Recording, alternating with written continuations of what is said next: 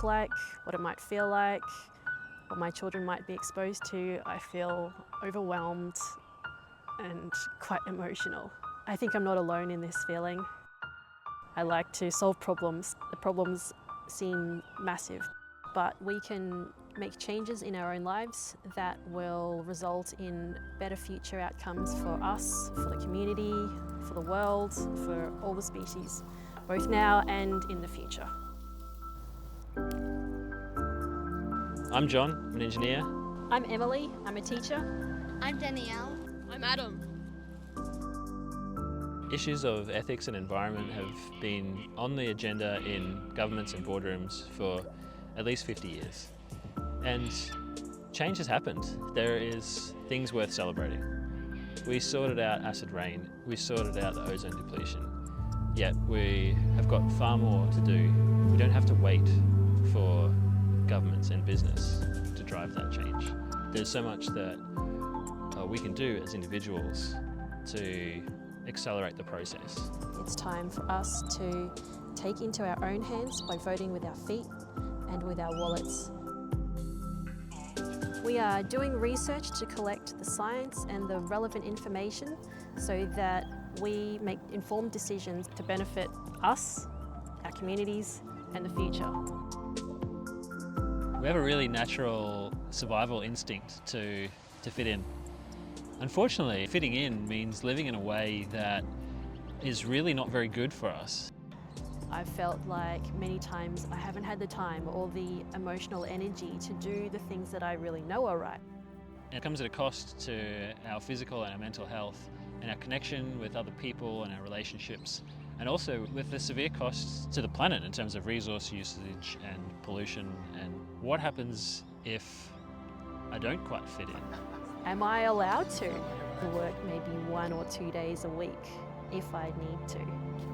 Will my friends reject me if I continue to live in my small 1950s cottage that is not always clean?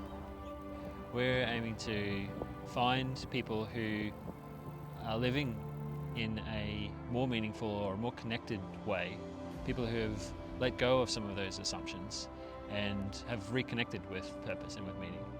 And we're trying to build a model in our own lives as something of a social experiment to see how much of those things we can adopt and make work for us. We're trying to do this in a really deliberate way, putting numbers to the decisions that we make and reporting on this, turning a lifestyle into a scientific experiment of sorts. We have to scale down, and we can do that in a way that preserves most of the good things in our lives. Or we can hold on to the things that we kind of told are important for as long as we can and face much harder decisions further down the line. I was pretty surprised to learn that at slightly above average Australian income, we're among the wealthiest 3% in the world.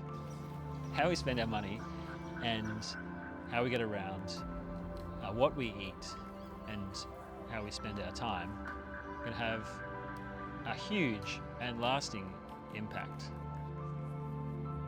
The world is a beautiful place and there's so much worth living for. The reason that we want to do the right thing, the reason that we care so much about it is love for the world and the people that are in it and the beings that are in it and all the things that we have discovered and haven't yet discovered. And so many of the things that we can do for our own well-being also conveniently address the other global issues. You can follow us on our blog or on our YouTube channel. You can comment below. Come on our journey while we perform these social experiments, as we are nerds, and that would bring us much joy.